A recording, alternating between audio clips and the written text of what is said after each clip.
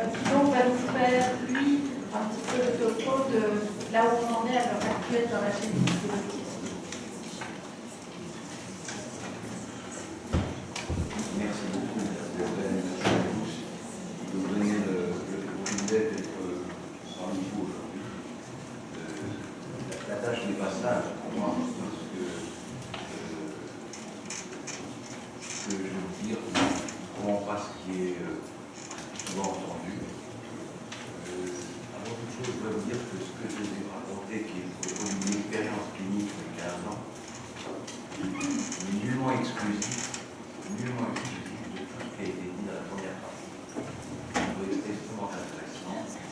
Donc il n'y a pas lieu de s'envoyer théorie, idéologie, mais au contraire à construire un espace de réflexion et de soins communs pour cette génération et pour la suivante. Donc aucune exclusive, au contraire, un point de vue qui est bien, qui n'est pas celui d'un pédopsychiatre, mais pas un pédiatre. Et mon point d'observation, c'est celui d'une clinique qui est celle que je vais vous présenter maintenant. Et pas que des enfants atteints de syndrome autistique. En effet, avec mes collègues de Claude Céline et Fischer, on a créé l'Institut des maladies génétiques, imagine. Donc voici la photo, c'est un bâtiment qui a été construit dessiné par Jean Nouvel, et qui se trouve sur l'emprise de l'hôpital Necker, sur le site de Necker. Comme vous savez, ce bel amphi qu'on est aujourd'hui au sein de et au sein de cet hôpital Necker, qui a 220 ans d'existence, le plus ancien hôpital Necker, il y a cette initiative qui a été la nôtre il y a une dizaine d'années, de construire un grand centre de recherche et de soins pour les maladies génétiques. Donc le concept qui est ici présenté dans cette photo, c'est de rassembler pour les experts des différentes maladies génétiques des enfants, possiblement génétiques des enfants, experts cliniciens, centres de référence et équipes de recherche qui travaillent sur ces mêmes sujets. Donc la beauté du projet, c'est d'associer dans un même lieu le meilleur de la médecine d'aujourd'hui, j'espère, et l'invention de la médecine d'aujourd'hui. Autour d'une base critique de 450 personnes et plateformes qui sont les plateformes que les chercheurs demandent pour venir dans des grands instituts. On a une stratégie de recrutement d'équipes extérieures, dans des causes successives comme tous les ans, pour lesquelles on recrute des équipes de recherche sur les sujets qui sont les nôtres, qui sont ceux que je vais aborder. Alors, on va parler de troubles d'horizon de développement. Vous connaissez leur fréquence, considérable, sur ce sang, quelques extensions, vous connaissez aussi.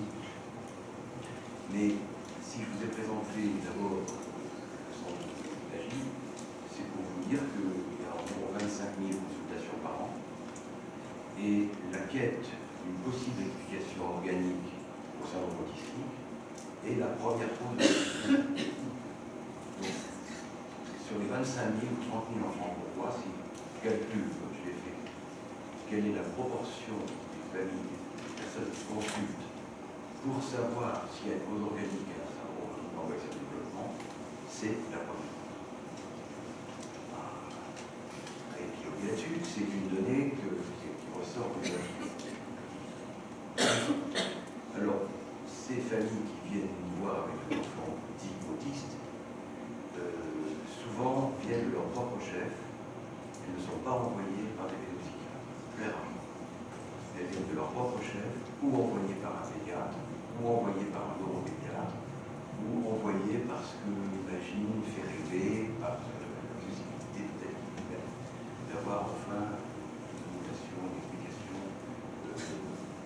qui cherche ces familles. Donc, je ne fais là aucun commentaire, aucune étude, je constate seulement que c'est la première cause et que les familles viennent avec leurs enfants, le plus souvent de leur propre chef et sans avoir été. Dieu merci, on le voit aujourd'hui, on est loin des empoignades idéologiques des générations précédentes et je me félicite vraiment d'être aujourd'hui dans une réunion comme celle-là.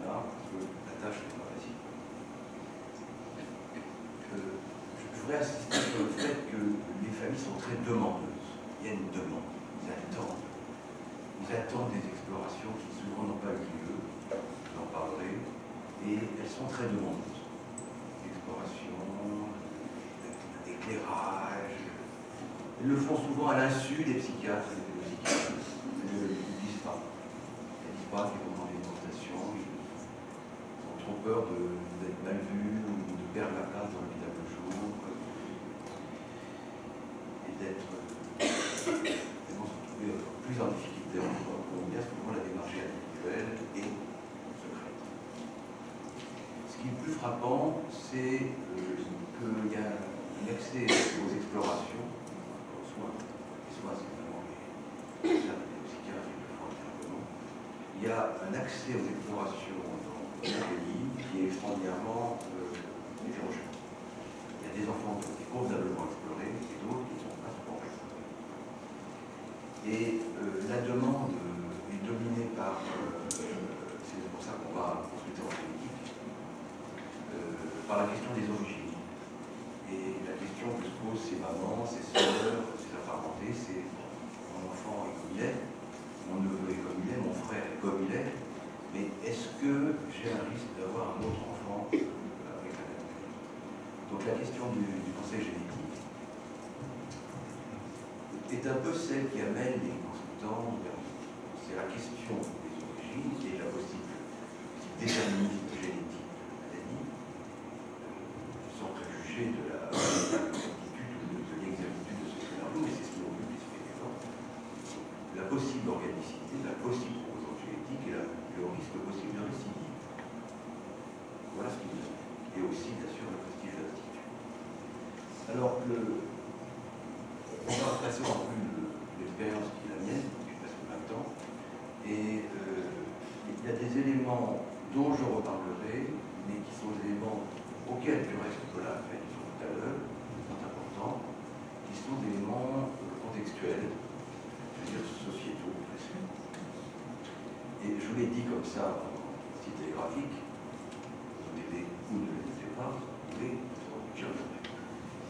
C'est l'impact de l'âge maternel. Vous savez, il y a des questions qui montrent que les enfants autistes, souvent en moyenne, un père plus âgé que la moyenne des pères enfants. Il y a l'impact de l'âge maternel qui va être probablement un facteur de prédisposition, d'imitation des mots. Il y a la question qui personnellement me frappe beaucoup, c'est l'impact des méthodes de procréation médicalement assistée. J'ai l'impression, sans pouvoir chiffrer encore cela, que nous avons dans nos enfants qui viennent nous voir, et leurs parents, une fraction importante d'enfants qui sont nés par vie.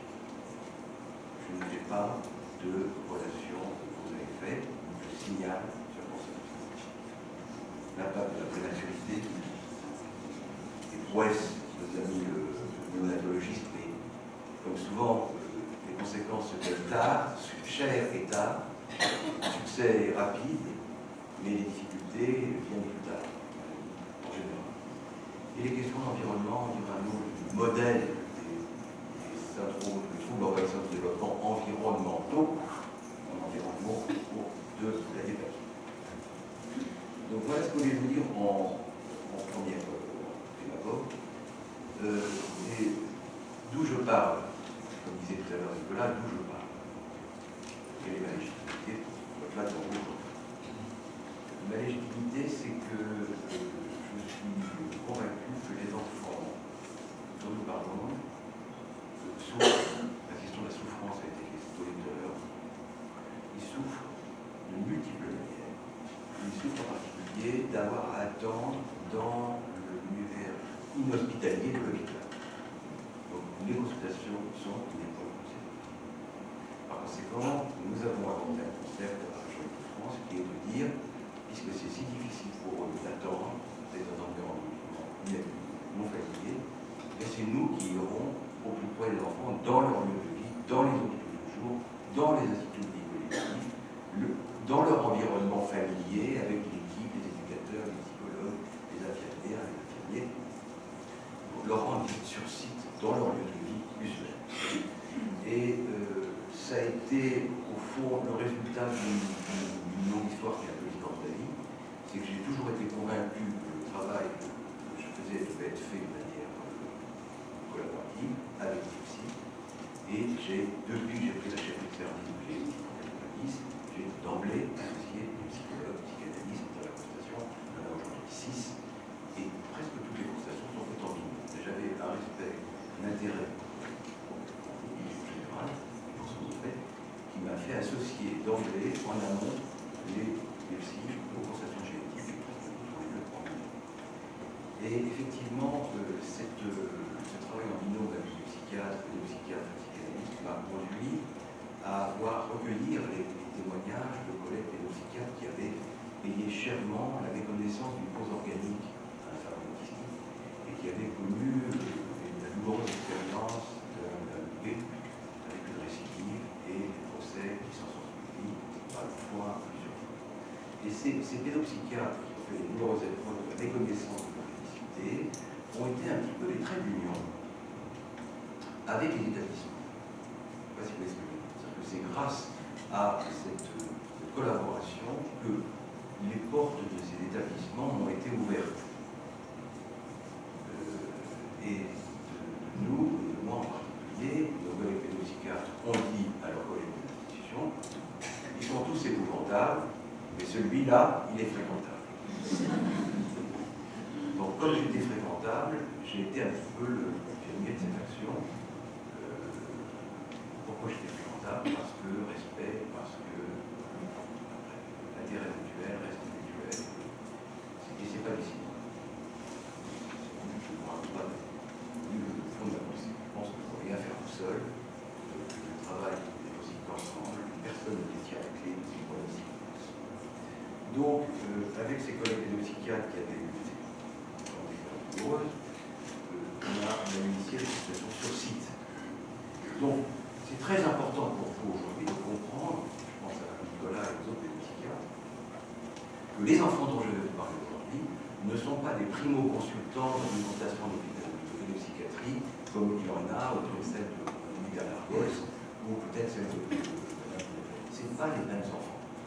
Il y a une question de temporalité qui va être très importante à prendre en considération. On n'est pas au début d'une histoire où on se pose la question de la réalité ou non d'un trouble d'enfant. On est plus tard, alors que le problème est constitué, il n'y a aucun doute sur la réalité du problème, et que, au contraire, loin d'être des extraterrestres, on est plutôt bien accueillis dans le établissement. Parce que la question de l'organicité se pose, parce que la réalité du problème ne fait plus l'ombre. Vous voyez ce que je veux dire? C'est très important, et je vous dis ça parce que on n'a pas la même expérience dans le travail de collaboration avec les collègues pédopsychiatres d'un hôpital communautaire, qui voit des enfants plus jeunes.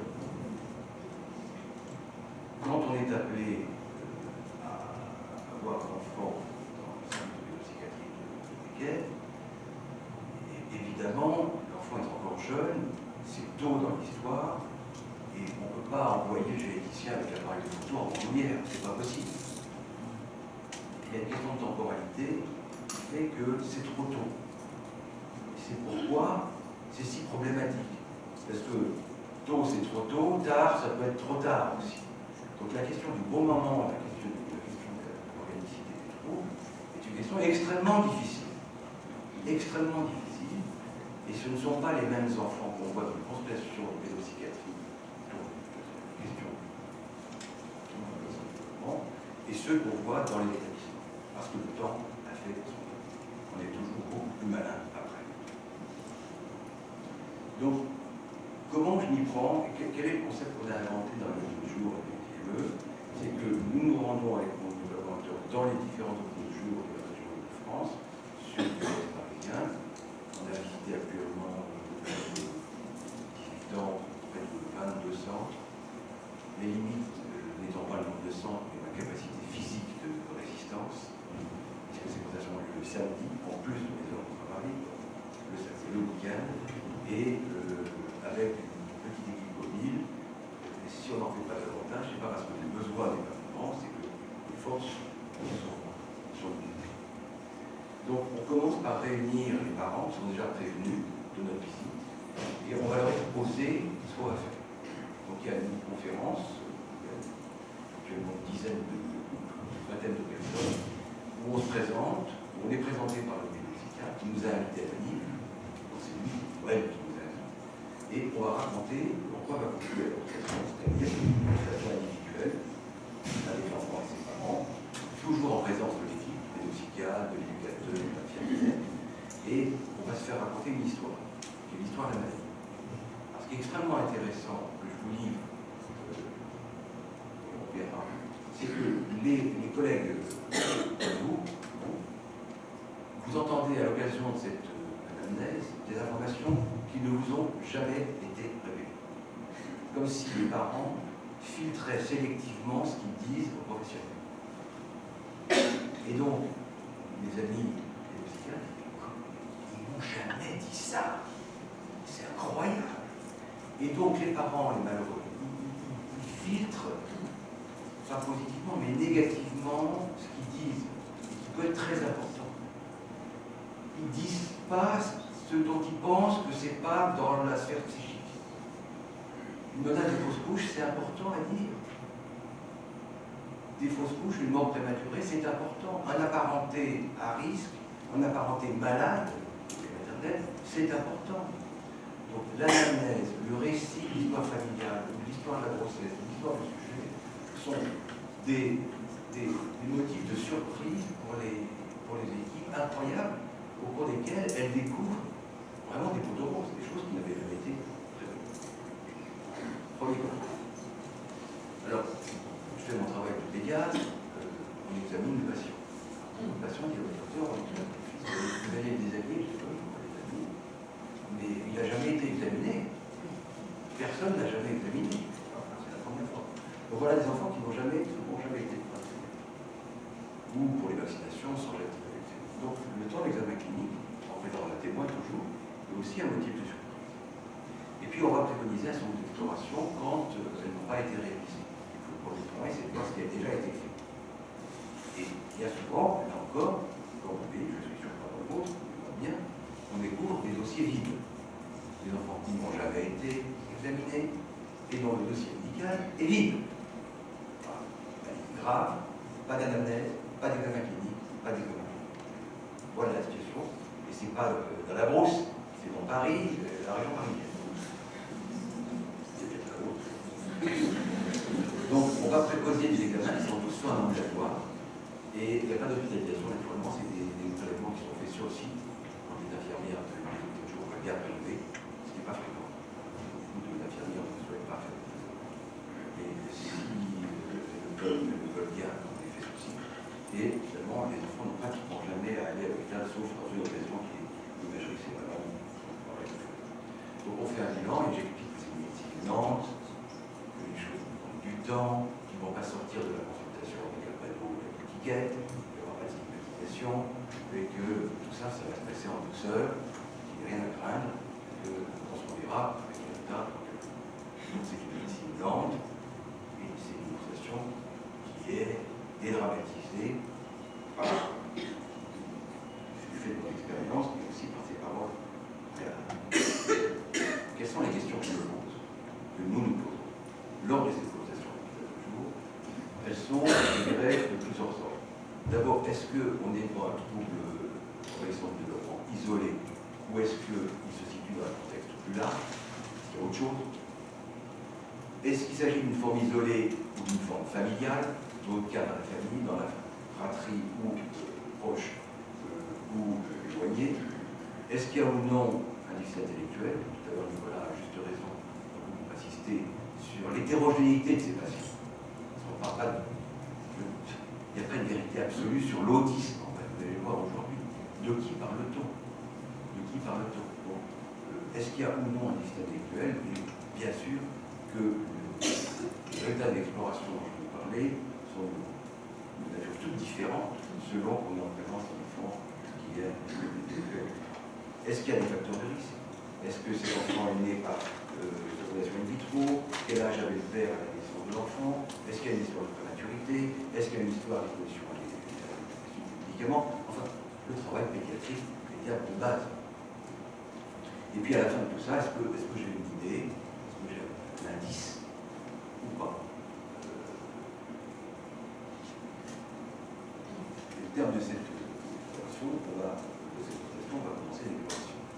J'ai un blanc parce que hier j'ai justement vu un enfant et autiste qui était envoyé et je les habillais pour la première fois et j'ai beaucoup surpris ses parents parce que j'ai enlevé et j'ai enlevé la culotte pour regarder ce petit garçon. Et il avait une tache pigmentée sur le blanc. Quel est ce gamin qui va regarder le zizi du patient alors qu'on lui parle de maladie psychique, qui va regarder son zizi? D'ailleurs, avoir du sang. Il avait une tache pigmentée, une macrocéphalie. Tache pigmentée, macrocéphalie, syndrome de l'anorexie du développement, c'est une mutation du bétail. Diagnostic clinique. Je ne l'ai pas dit, mais non, je sais ce que je cherche. Tout, y compris une tache pigmentée sur le gland, c'est un élément d'orientation diagnostique. Donc, si vous voulez, c'est ce genre d'informations cliniques que recueille le pédiatre. Encore une fois, je ne suis pas pédopsychiatre, je suis le pédiatre qui voit parfois l'enfant pour la première fois. Vous voyez bien ce que je veux dire. Je ne suis pas en train de m'emparer, de m'approprier quoi que ce soit. Je suis en train de faire un travail clinique pédiatrique, de ma vie. Bon, à partir de là, on programme des explorations standards, avancées et ultérieurement la recherche, et c'est ce bilan-là que je vous présente. Dans les premiers 400 enfants qu'on a explorés, je suis parti de 0% ou 3% de diagnostic. On est arrivé 15 ans après à environ 25-30% de diagnostic. Ce n'est pas un petit nombre de maladies fréquentes, c'est un nombre immense de maladies toutes singulières. Aucun intérêt, ne lisez pas la diapositive, aucun intérêt. Le seul intérêt, c'est de montrer la multiplicité des étiologies identifiées. Et encore, le début du commencement de la liste. Donc on n'est pas en présence quand on trouve quelque chose. On n'est pas en présence quand on trouve quelque chose d'un petit nombre d'affections fréquentes et d'un nombre immense d'anomalies toutes singulières qui donnent tous, comme symptôme commun, un trouble dans l'exemple du développement, quelle que soit sa étiologie. Alors l'examen clinique, c'est important pour nous de regarder, on regarde, j'ai un collègue généticien qui est ici, félicite qu'il soit là, parce que ça montre que ici ça fonctionne bien pour tout, puisque le généticien est présent avec nous là, il sait qu'il va examiner le patient, face et poursuivre, faire des photos, et il n'y a pas de délit de sa gueule, il n'est pas question d'un délit de sa gueule. C'est vrai qu'il y a des éléments morphologiques du visage, comme tout à l'heure la tache pénienne, qui peuvent donner des éléments d'orientation. Ce n'est pas décisif, mais c'est d'orienter la démarche. Par exemple, même sans voir le visage de son enfant, c'est la discrétion de ses yeux, on fait diagnostic. Ça montre de spécialiste, c'est évident, il a un trouble récent du développement, mais il est symptomique, il a un déficit intellectuel, il a signes cliniques qui vont conduire au diagnostic de spécialiste clinique. Ça confirme la photo du visage, la photo des mains, tout, y compris l'espace interdigital, la morphologie des doigts, la longueur, tout cela, c'est important à examiner, à photographier, à l'autorisation des parents, en leur expliquant que c'est pour staffer les dossiers.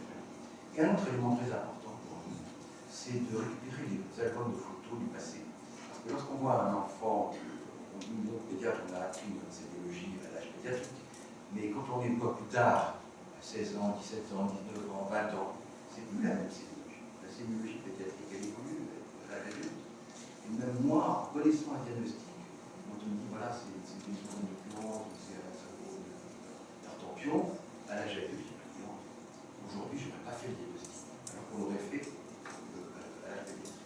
Donc la sémiologie change avec les âges, la sémiologie change avec les ethnies. Donc, la génétique médicale, une discipline essentiellement des blancs et des petits enfants. La sémiologie reste à décrire pour les autres ethnies et à l'âge. Donc c'est important, quand on est dans les trains, de récupérer les albums de photos. Alors, je pense très content de rapporter des anniversaires, etc. Et de l'école, c'est très sympa. On regarde ensemble les photos. Et par exemple, là, je vous montre là parce que c'est le jeune homme, je ne l'ai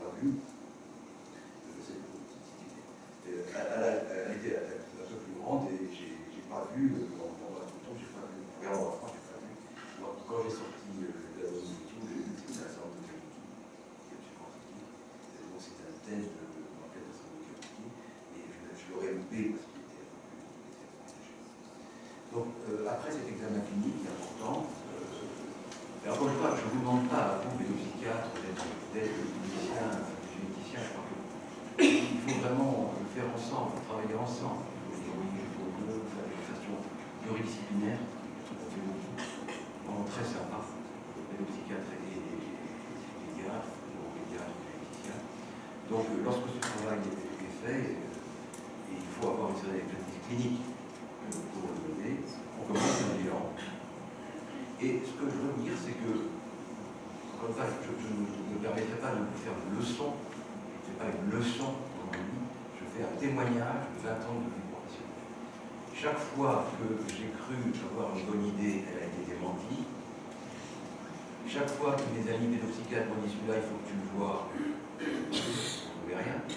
Et quand on voyait les enfants qui ne voulaient pas me montrer, c'est là qu'on trouvait. Donc, ni notre intuition, ni l'intuition des pédopsychiatres n'est fiable. Donc, comme aucune intuition clinique, a priori, n'est fiable, la seule attitude, me semble-t-il, c'est d'être systématique. C'est que ne vous mêlez pas de déterminer qui on va envoyer, qui on ne va pas envoyer. Envoyez les enfants voir un pédiatre au moins une fois systématique. Encore une fois, on a été pris en défaut par excès et par défaut. On n'a pas envoyé des enfants pour lesquels il y avait un diagnostic, et on a envoyé des enfants pour lesquels il n'y avait pas de diagnostic. Donc c'est la preuve que ni notre intuition clinique, ni celle de notre psychiatre n'est parfaitement fiable. Donc il faut être systématique. Ça vaut ce que métabolique, le bilan métabolique, bon, on en parle beaucoup, l'efficience est extrêmement faible. On le fait une fois, mais l'efficience est extrêmement faible. Par contre, les autres tests en première ligne sont très, très intéressants. C'est bien sûr la recherche de l'X fragile, mais aussi dans les fratries où il y a plusieurs garçons atteints, l'étude de l'inactivation du chromosome X, c'est un test qu'on peut faire dans la génétique et qui permet d'orienter vers une pathologie récessive liée au sexe. C'est un examen qui est très utile lorsqu'on a plusieurs apparentés, plusieurs voisins, un garçon et un oncle, un garçon et un grand-oncle. C'est très important de le faire parce que ça peut pointer vers un gène récessif lié au sexe. L'examen des chromosomes, qui se fait aujourd'hui par analyse moléculaire, le karyotype a été remplacé par l'évaluation génomique comparative. Et si vous trouvez dans vos dossiers des karyotypes d'il y a 15 ans, ils sont obsolètes. Il faut les faire aujourd'hui parce que rapidement, la résolution de ces tests d'hier est maintenant balayée par le niveau de résolution extraordinaire des analyses d'aujourd'hui. Et puis, je vous dirai tout de suite un petit mot sur l'image. Alors, en deux mots, sachez que dans notre génome, il y a des séquences répétées et que pour faire des gamètes équilibrées, il faut que ces séquences répétées s'apparient de manière harmonieuse. Vous voyez des traits rouges et des traits bleus, il faut que l'appariement à la méiose se fasse de manière parfaite. Et si elle se fait de manière imparfaite, si du fait de la ressemblance entre les séquences répétées, l'appariement se fait entre ces deux séquences au lieu de se faire entre ces deux-là, bien ça aboutit à des gamètes qu'on appelle déséquilibrés, avec une délétion ou une duplication.